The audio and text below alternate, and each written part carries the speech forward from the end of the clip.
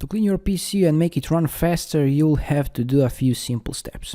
You have a timestamps in the description for each step. The first step is to empty your recycle bin. All files in the recycle bin are using your C drive storage, so make sure to delete files by using Shift plus Delete. This way you will permanently delete files without sending them in the recycle bin. The second step is to use a storage sense that will automatically free up some space.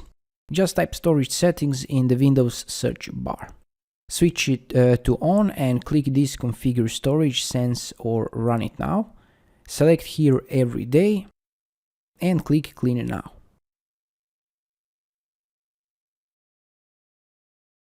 Now select your C drive and in the search field type size bigger than 1 GB.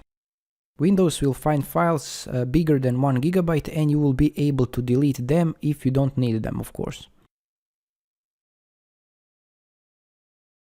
Now go to Settings, Apps. Select Apps and Features and over here uninstall everything that you don't need. Okay, now go to your C drive and right click on it.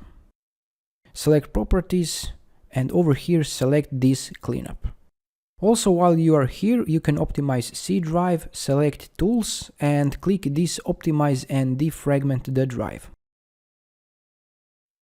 Now go to the Windows Start icon, right click and select Run. Type Temp.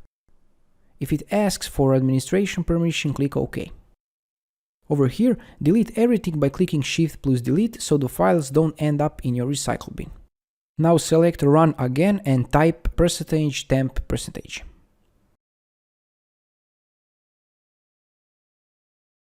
Over here, delete everything you can.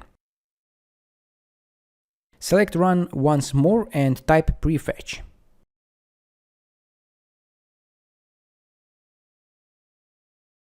Over here, delete everything you can. And this is how you quickly and easily clean up Windows 10 and make it run faster. Thanks for watching and have a nice day.